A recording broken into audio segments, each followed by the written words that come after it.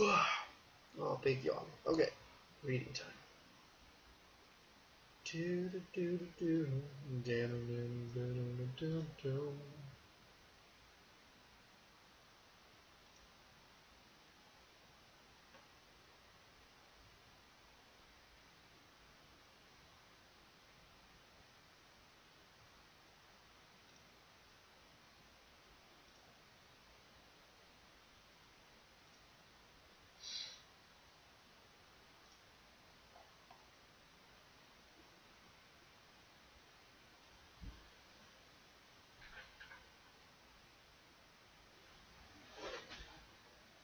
Where is my headset so I can hear my children yell at me while I read?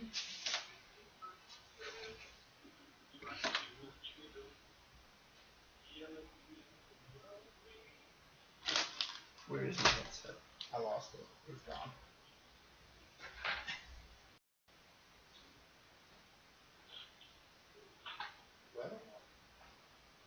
Well, okay. Where's my hat? It's probably in my hat, right?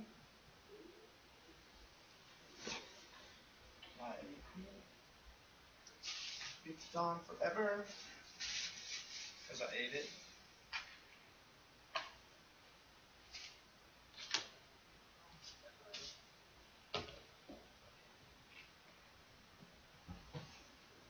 Do do do do do do do do.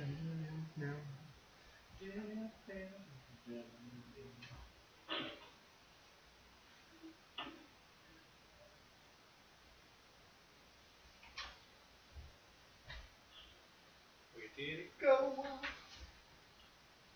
I don't know. Oh, I hung it from something. I know I did. Yeah, it is over here. Okay.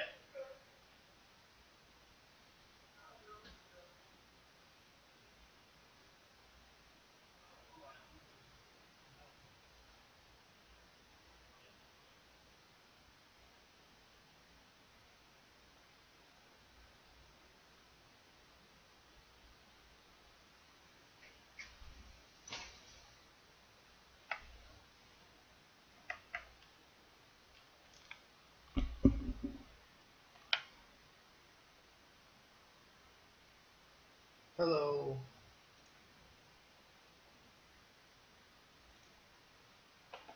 Fun?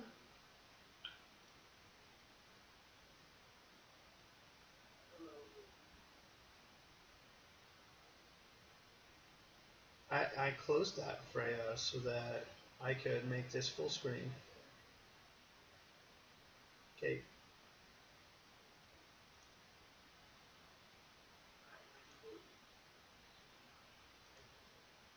Well, no, we're just going to have to talk with our words. I know that's really terrible. But I have to actually close that screen. I can't see what you guys are doing or I won't be able to stream.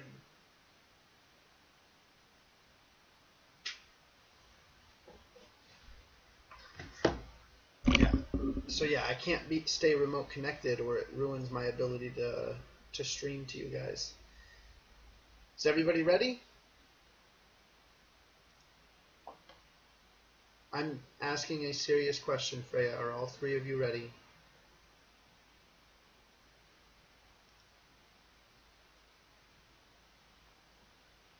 Okay, here we go.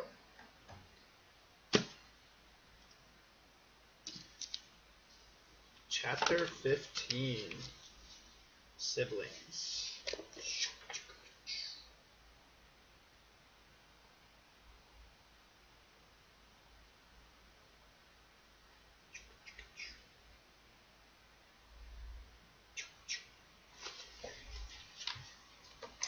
Ava sat up, partially buried in the hot, gritty sand. She stumbled over to the pillar guard, with Zinn close behind. Would it be okay? Ava ran her hands over the scorched claws of the fallen guard. The tiny pattern of light under the guard's skin did not appear to be lit, but it was hard to know, for sure, in the sunlight. Ava looked back to the sky, trying to spot the warship carrying Haley toward great danger. Zinn zipped around and inspected the guard. From what I can discern, all damage appears superficial, although I cannot evaluate his function.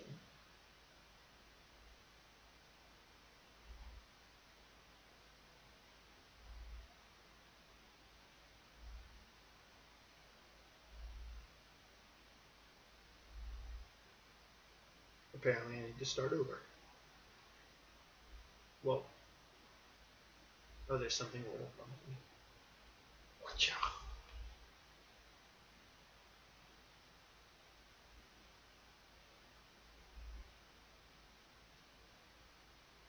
Okay. Yeah, I'll mute again. I'm sorry. I didn't mean to. I forgot to mute. Okay, bye.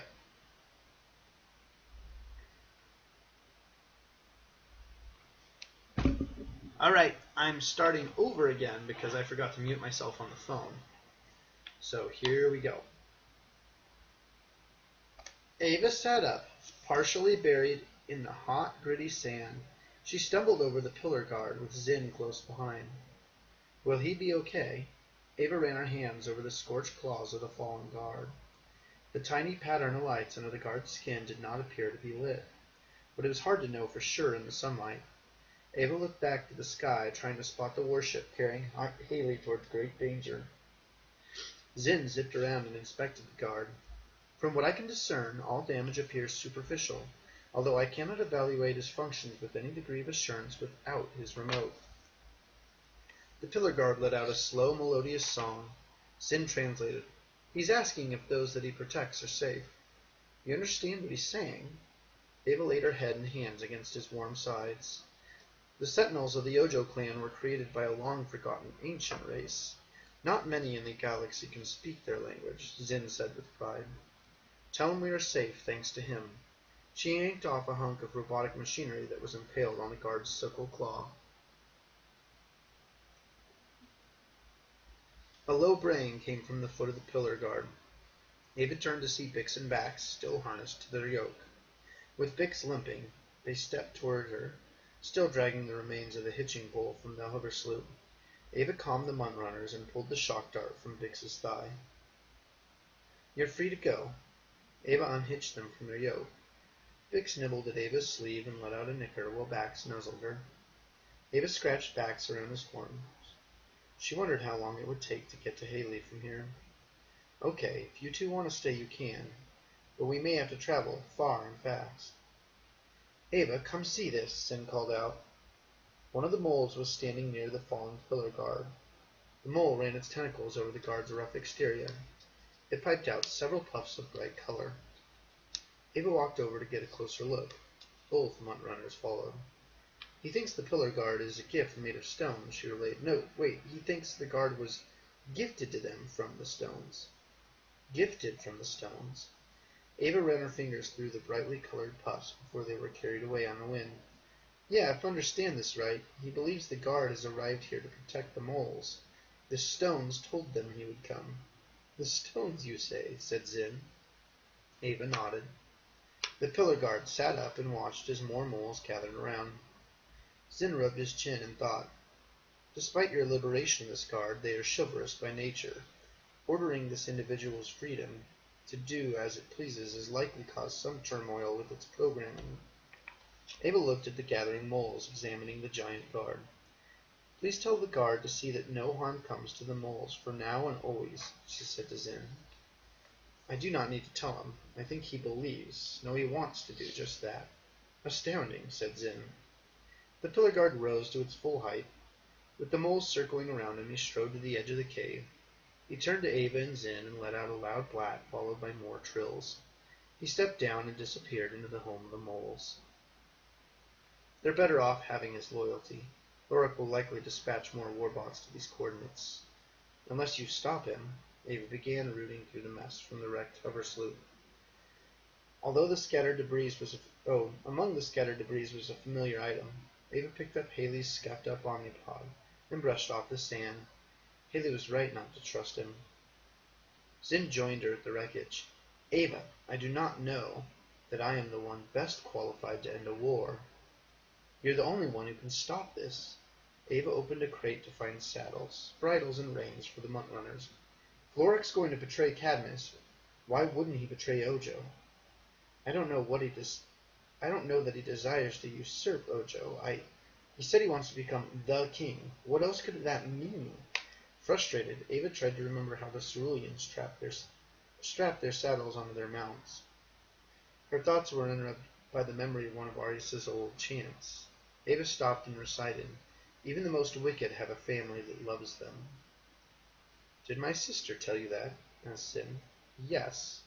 She was probably talking about me." There was regret in Zin's voice. He floated over to the hover sloop. "Are you sure she wasn't speaking of Lorak?" Ava stopped, saddling Bix for the moment and following Zin past smoldering pieces of the sloop. "She may have been, but I'll never truly know the answer now," Zin said with a sigh. "The four of us had been apart for quite some time. Too long a time. This upset Arius. She felt the time away from one another put more distance between us. That any remote location we could travel to." "So she still cared for your brother?" Ava asked. "The Arcean family bond is likely different than it is in your species," Zin replied. "Regardless, I cannot forgive him if he committed what you've described." Ava continued following Zin through the wreckage. Her thoughts were on her own sister. Ava had forgiven 8 despite what she'd done. Could Lorak change his intent? My brother's power is inner strength. He's always exhibited incredible displays of fortitude, which is why he was so essential to our mission here. From a toppled crate, Zen picked up one of the cups Caruncle had polished. "You see, my ability focuses on analysis and intellect, but as you may have noticed, I'm physically smaller than my siblings. My sisters, on the other hand, were hardier, though often ruled by emotion, which of course enhanced their abilities." Zin gathered 3 more cups. Ava watched Zin stack the cups on the crate. With his many hands, he was able to balance 2 of the cups on the mouth of one. He then placed the 4th cup on top, pointed to the bottom cup. Lorak was the one who supported us, encouraged us, especially in the direst of situations, but he was prone to jealousy. He felt that his ability was inadequate when compared to ours. He didn't understand that the 4 of us weren't interconnected. We all needed one another. "And now?" asked Ava. "He's no longer thinking of us. He's thinking only of his needs and desires. Consequently, his strength and support for others has been corrupted into a lust for power and control over others." Zin knocked the bottom cup away, and the others tumbled from the crate to the sand. He floated over to inspect the fallen warbot. "You don't know this, but I discovered that I had a sister too," Ava said. "But she and I do not think alike." Ava stepped over one of the legs of the warbot. "She has different ideas about what the world should be." Zin raised an eyebrow. "And?" "Well, the truth is, I understand her reasons. I just don't agree with them. She puts her own needs before mine and dismisses those beings that I care about, like Rovender. A person shouldn't do that. Not to anyone. Not to family." Zin sighed. "But I did that very thing. I put my needs, my goals, ahead of Darius's plan. Lorik is not the guilty one." "You're not like Laura. Your goal was to help all the settlers become established here," said Ava. "But at what cost? The loss of my own family? Could you make the same sacrifice?" "I already lost Mother, and my sister must remain in the forest forever. I can't lose Rovender. He's all I have." Ava watched the sand blow against the hull of the battered warbot. "What if giving his life meant saving all life on Urbana?" Zin asked. "Or what if this sacrifice were presented to your sister?" Ava swallowed down the uneasy thoughts that surfaced. "The spirit of the forest changed my sister, but I think it was for the better." "So is that what you suggest? That I somehow lure my wicked brother to this spirit of the forest and let its magical mumbo-jumbo cure him?" "No, I don't know." Ava exhaled loudly.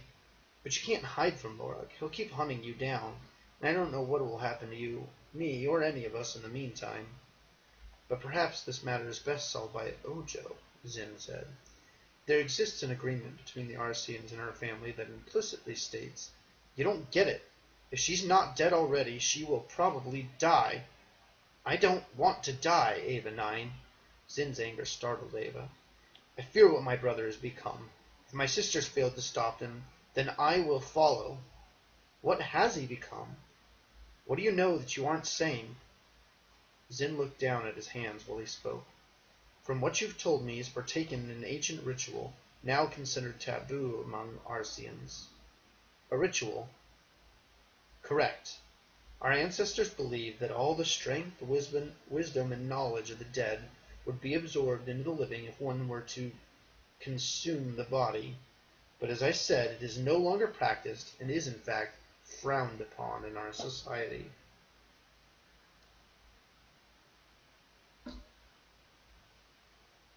Though repulsive, this attitude toward death reminded Ava of the old cerulean saying that Robender had told her. When your journey reaches its destination here, may you walk on through the memories of those still with us. Zin continued. Additionally, it appears that Lorik's strategy is to usurp the leaders of both sides of this battle, either by deceit or by force. Once he has done that, he will reign supreme over all citizens of Orbana. He'll control the natural resources as well as the military might of the humans. No one will be able to stop him. We will all be at his mercy. Ava looked away from Zin to the broken horizon of a ruined civilization. Is this where we're all headed again? When we landed here, I was so excited to begin work with King Ojo's team. Zin's tone carried sadness in it. To take part as a founding member of a colony united by the goal of peaceful coexistence. I wanted to witness firsthand the effects of the Vitae virus on a barren world, to start life anew where it had once been absent. I do not wish to miss the fruits of my labor. There's so much more to see and learn. Ava turned to Zin. I thought that you, of everyone I know, could solve this so that we can all return to that peaceful coexistence. I've warned you about your perpetual optimism before, Ava 9. Your faith in me is misplaced. I am but a student on a quest for the answers to the universe. Maybe the answers are found not in observing, but in doing the right thing. What is right? Zin faced her. What might be right for me may not be right for you. And what of Cadmus? What of the citizens of Lacus or Solus? Killing others is never right, Ava said. Life is a gift given that none should take. Orbana is large, enough to harbor all life, all of us. I look around and I do not see aliens or humans. I see Orbanians. Lorik is going to take away that gift. It's going to take away all that you've done, your hopes in, or to establish life here. Your optimism was that the virus would work, and you were right. Do you want to see all that disappear? Perhaps you're correct. Zin gazed out at the ruins. I would not want to see Solus reduced to a crumbling memory of yet another war. Far above, an airship's engines droned across the sky. Ava dashed to the cavernous home of the moles, with Zin close behind. Peering over the edge of the rocky rim, Ava spied a warship dropping below the cloud cover and landing nearby. From the cave behind her, the head of the pillar guard rose. Another ship dispatched already. Perhaps I should surrender. I don't want there to be any more deaths today. Don't do anything yet, and tell the pillar guard to stay put. Ava grasped Zin's hand. Where's Caruncle's Boomra? She glanced over at the junk dealer's remains, where the weapon lay. The knife jacks had made quick work of him. One of the creatures flew off, holding a mustard-colored eye in its pointed beak. The ramp to the warship hissed open. A dingy pair of checkered sneak boots appeared at the top of the ramp. Haley walked out from the ship. Ava scrambled up over the rim. She ran over to Haley and hugged him tight. You're okay. I'm fine, Haley said with a rakish grin. The ship's completely automated, just like I thought. He waved the Omnipod in front of Ava. I know this old Fortran alphanumeric password that overrides the highest level users and grants all access to the ship's operating system. With that, I was able to reboot it and reprogram its directives. So, what does that mean? It means now we have a ship, Ava. Right. Here's chapter 16's picture.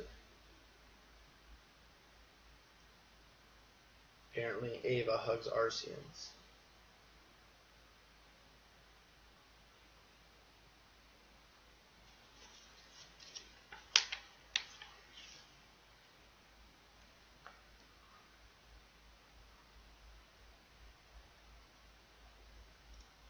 Are you guys still there?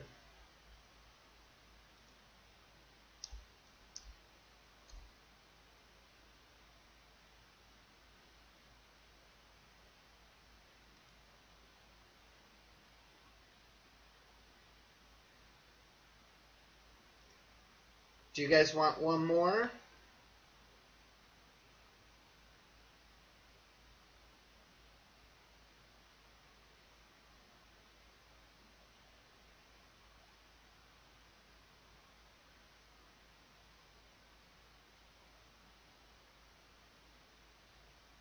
I'll read one more chapter. I gotta update the stream info really quick.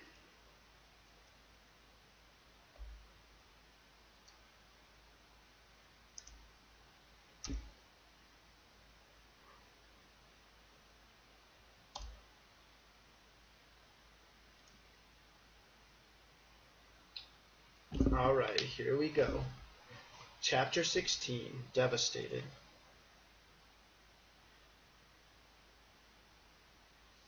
You need to land the ship on the outskirts of the city, near the pollen refineries. Ava pointed east on the geographical map projected in the cockpit. I don't know, are you sure? Haley said from the pilot seat. Yes, trust me. Zinn studied the holographic map. That would be a wise place to touch down. We do not want to draw any attention to ourselves. Okay, pollen refineries. Got it. Haley touched the location on the map and set the course of the ship. Oh, I see how it is. You do it because Zinn says it, but not me. Ava put her hands on her hips. Hey, sometimes you're right and sometimes you're wrong. Haley kept his focus on flying the ship. I just want to be sure before we get ourselves into a situation that we can't get out of. That's a fair observation, said Zinn. Ava let out a scoff and rolled her eyes. She flopped down in the co-pilot's seat. The cockpit itself was sparse and simple, with several stations mounted inside an impressive domed windshield. It was almost as if they were not in a ship at all, but were gliding in an enormous flying bubble. Haley's hands moved over the controls, and the ship accelerated. I cannot believe how fast this thing is. Do you think it flew all the way from Solus to attack us? Ava looked out to see the gray mist of the clouds pushing by, because it seems to be taking longer for us to return to the city. Nah, Haley said. The ship banked slightly under his control. It must have been following us. I thought I heard engines at one point. I bet Caruncle was sending coordinates the entire time. Ava remembered the pillar guard also looking up toward the sky. What a despicable fellow he turned out to be, Zinn said. Yeah, I was on to him the whole time. I tried to warn a certain someone about him, but she wouldn't listen. It was hard to tell if Haley was grinning from piloting the speeding ship, or from harassing Ava. Ava crossed her arms and turned her chair away from him. She studied the holographic radar as they approached Solus. She could see blinking icons, indicating a mass of warships moored over the city. Won't Cadmus and Lorax send more ships after us? She pointed to the radar image.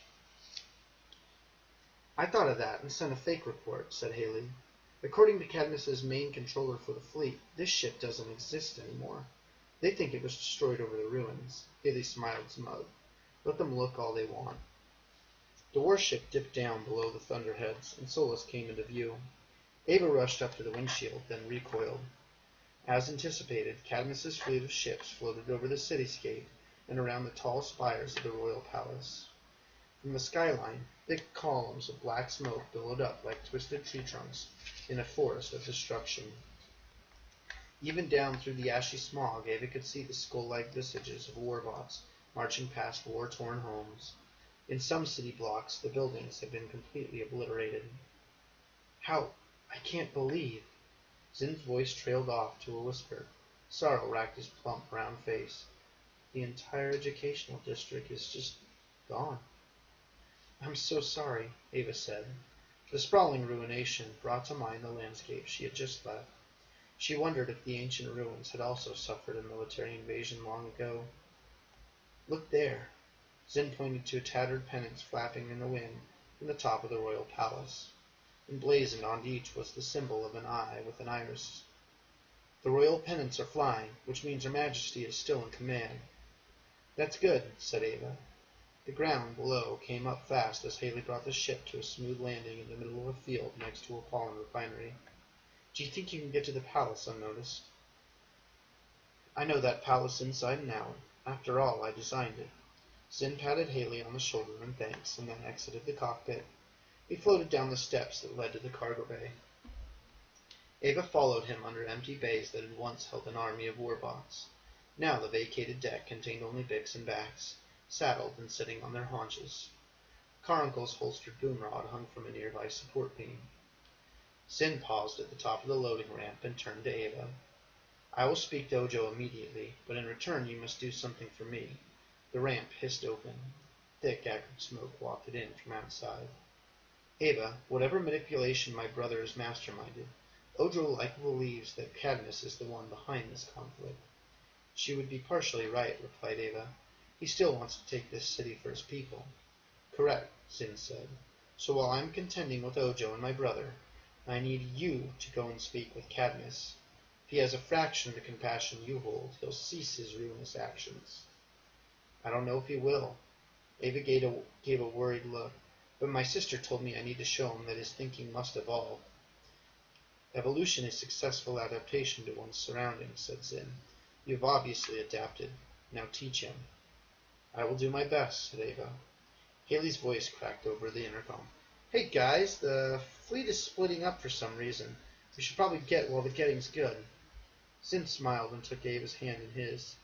Do you remember when you were in my study back at the museum, and I told you what I was searching for? You wanted to solve some big mystery. Exactly, said Zin. The biggest mystery of all. Why are we here? And? I don't know the answer completely. Zin looked outside at the darkened sky. But I now understand that even seemingly inconsequential participants can take simple actions that expand to affect the masses, like ripples caused by a pebble tossed into the water. And each planet is a pebble? Ava asked. Each one of us is a pebble. Humans, extraterrestrials, moles, me and you. A renewed glimmer came to Zin's sad eyes. We each play a part. We are born, we live, and we perish, perhaps to be born again in some other form, just like this planet. Galaxies are but one living entity burning with the energy from all of us. Life and death are but siblings who turn the universe continuously, endlessly. Ava thought of the beast in the forest trying to eat her. She had outsmarted it, and so it had died, but perhaps the cubs had lived. Mother had died, but Ava had lived. She threw her arms around Zin. I'm really sorry I wrecked your museum. I didn't want any of this to happen. Nor did I, but it did. My sister knew it when she left her mark on your arm for me to find, and here we are. Ava walks in to the foot of the ramp. Overhead, thunder rumbled. Where will you go after the battles come to an end? Zin asked. Ava sighed. I don't know. I want to see Rovender and Otto. I miss them so much. Go. Be with them. Zin floated out of the ship. After this is over, I shall find you. I believe you have much more still to teach me, Ava nodded. He lit the small light mounted on his pointed hat. He smiled at Ava one last time and floated away. Ava stood at the foot of the ramp. She listened and looked up at the dreary skies. There was no airwells here, no turn fins or knife jacks. The animals knew to stay clear of this place. Okay, Haley said, as he worked the warship's controls. Next stop, home. Ava felt the cockpit pressurize as the ramp sealed shut below. With a gentle swaying motion, the warship lifted up and tilted away from Solus. The engine's hum grew louder. Within seconds, they were rocketing through the clouds. Haley turned to Ava. So, do you think Zin can do it? Stop Laura? I hope so. Ava sat down in the pilot's hover chair, still thinking of Zin's words. That's a lot of pressure for one little floaty guy, Haley said with a whistle. Stopping his crazy, power-hungry brother and trying to end the war? From what you told me about Laura, Zin's a goner. Don't say that. Ava smacked Haley's arm. I have faith in Zin. Besides, we're out of options. Hey, I think you've gone above and beyond what anybody else would have done. Haley turned back to the controls. So now let's get Vanpaw, get you back to Rovender, and lay low until this thing blows over. But what if it doesn't just blow over? Ava turned Haley's hover chair to face hers. Then these leaders will all kill one another. I don't care. They're all untrustworthy jerks if you ask me. Haley pushed his seat back away from Ava. We'll find somewhere safe to go, away from all of this. Oh, like your parents did? Hey, that's low, and you know it. You of all people should what? Know what it's like to lose a parent? Ava shoved back her hover chair angrily and stood. Mother died saving me, just like your parents did. Great observation, Ava. So explain to me how often The all-powerful Lorax is going to bring them back, because it's not. We all may die if Lorax's not defeated. That would include Vanpaw and Rovender. Ava wanted to punch Haley for the things he said. It's the same way Aiden made her feel. If it's that important, why didn't you go with Zin? If you're so set on ending this war, why did you send him in alone to handle it? Because he's Lorax's brother. What does that mean? You couldn't handle your sister. What makes you think Zin can handle Laura? Ava spoke between clenched teeth. Bait nearly killed me. She was crazy. Okay, I'm sure this Laura guy is all level-headed and open to sitting down for a family chat with his little brother, Haley said in a sarcastic tone. What else could I do? I can't defeat him. I tried. Ava slid back down in her chair. You're right. This battle's too big for one person to solve. It's too big for you. So let it go and let the leaders sort it out. Haley brought up the radar once more and projected it in a large cockpit. The warship stayed in the center while a three-dimensional map of the terrain moved along underneath. The ship's flying route was superimposed over it and appeared as a dotted line on the landscape. Speaking of leaders, I'm going to go see Cadmus when we arrive. Ava watched the hologram, but her mind was still on Zin. Haley stopped what he was doing and looked over at Ava. You're shorting out right now. I think you need some serious REM. I'm not. I promised Zin. Haley threw his hands up. You know what? Go for it. Both you and Zin can walk straight to your deaths. I don't care. I know you don't care. I'm just a reboot, remember? Ava stood to go. Haley shook his head in disgust. The holographic radar pinged. Behind the warship were half a dozen other pulsing dots. What is that? Ava leaned in to get a closer look. Haley zoomed in on the dots. It's more warships. His voice was grim. After us. Did they see us? Ava's mouth went dry. The ship they were on was much larger than the Bijou, but they were outnumbered 6-1. Haley's hands flew over the blinking controls. I'm displaying their trajectory now. On the radar, lines projected from the squadrons of ships.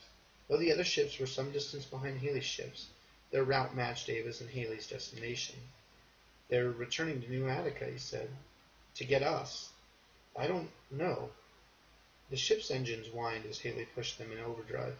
Whatever the reason, we've got to get to Vanpaw and the others before these guys arrive. Otherwise, we're done for. Ava pulled Haley's Omnipod from her poncho pocket.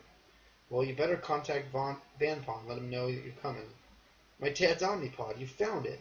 Haley blinked with surprise as she handed it to him. Caruncle had it after all, said Ava. You were right. Havey gave a lopsided grin to Ava as he took the device. I know. Sometimes it takes a liar to know a liar. Greetings, Evan 7, the Omnipod said through a hiss of static. How may I be of service? Please establish contact with Evan 6.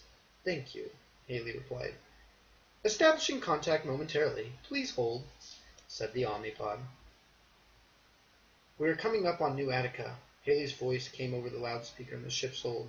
I could use your help getting everyone on board the ship when we land, if that's okay. Of course.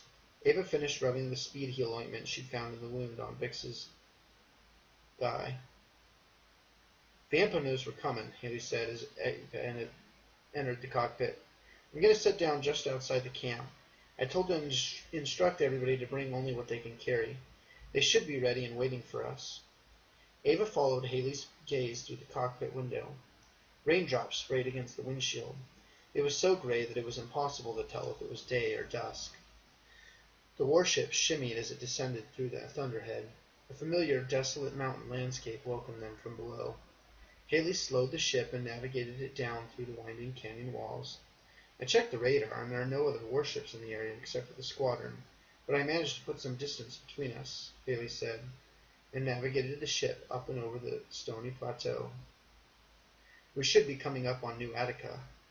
But he did not finish his sentence. The gigantic round quarry that housed New Attica was an inferno. Gone was the atmospheric membrane that had stretched over the entire city. From the center of a brilliant blaze belched a black cloud into the sky. As Haley maneuvered the ship around the perimeter, it was clear what had caused the devastation.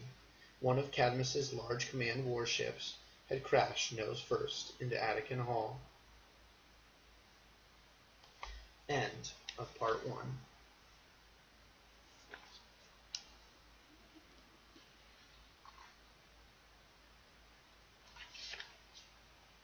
Here's a picture of part 2's. Let me turn the lights.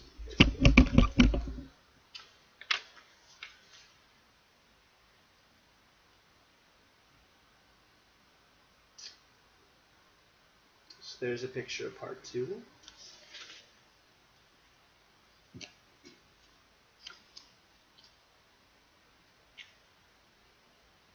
Well, what about Lorok? Does Lorok deserve anything?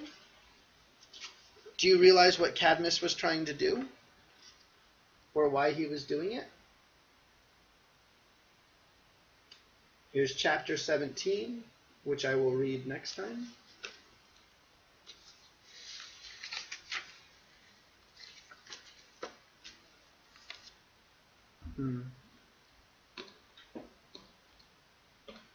Okay, I'm switching to phone, which will be faster.